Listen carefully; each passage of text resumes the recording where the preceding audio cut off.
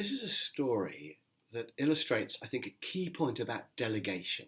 People often think that delegating something requires taking a plunge, taking a risk, and it all might go horribly wrong if you delegate it. But I want to show you that there's a sliding scale for delegating.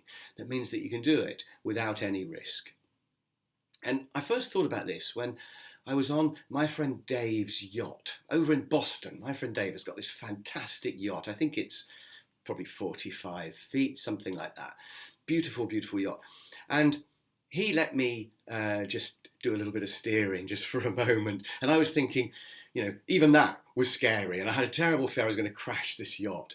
And I was thinking, I wonder how we could ever get to a point where I could sail his yacht. Now, I could go away on an expensive training course and learn all about yacht mastering. But nevertheless, when I come back and say, it's okay, Dave, I know how to sail your yacht now, he's going to have to take a scary plunge and let me do it. And I was thinking, how else could I learn to do this? And I think the answer is I could do it in a series of small steps. So I was thinking, first of all, he could show me what to do, and then I could show him that I knew how to do it. So he could show me, for example, the first rope you pull on just to make the sail bulge out at the right amount, whatever you call it. He said, here's the rope you pull, and look, this is how you do it. When it's like this, you pull it a bit more. And then I could show him that I've learnt that. So as we sail along, I could be pulling it and he could be watching. So he's watching me 100% of the time. There's absolutely no risk. And then he could start to decrease the frequency of checking. So he could leave me to do the rope, and he could, do other things, go and have a cup of tea or whatever, and he could come back and I'm still happily pulling on my rope, and he could start to really feel safe that I can do that.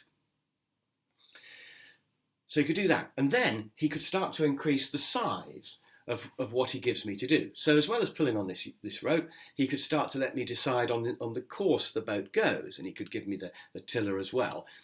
And he could give me that to do, and he could explain that to me. I can show him I can do it. He can watch me 100% of the time to check I can do it. And then he can leave me for 5 minutes doing the course. And then he can leave me for 10 minutes, so he can now start to increase the frequency. Having gone up a level, he can start to decrease how often he checks as well on that. So he can go down and have a cup of tea for 10 minutes, maybe go down and cook for half an hour, even perhaps have a sleep for a couple of hours. And he can leave me for longer and longer doing the tasks that I'm good at.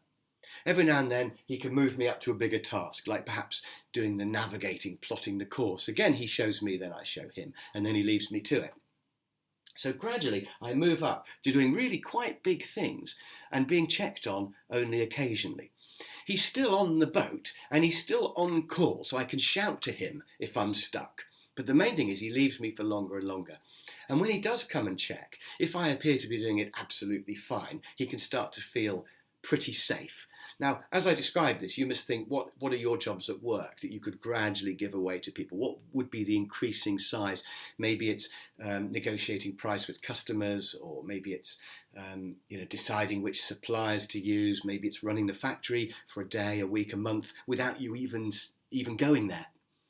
Maybe it's your PA checking your emails for half an hour or a day or a week without you. Whatever it is, what would be the reducing frequency and the increasing size of tasks?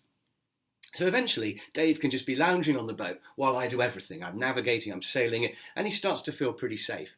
The next thing he could do, he could actually be on land while I take the boat out on an easy trip.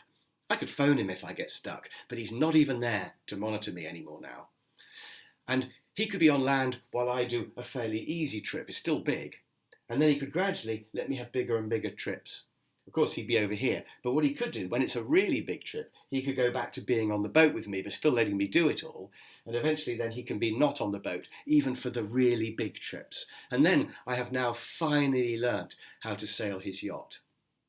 So there's a completely smooth scale. Delegating doesn't have to be risky. So I want to ask you to think about this and to ask yourself, what are the jobs that I currently think are too big, and what would be the sliding scale that you could put in to allow that job to be delegated to other people?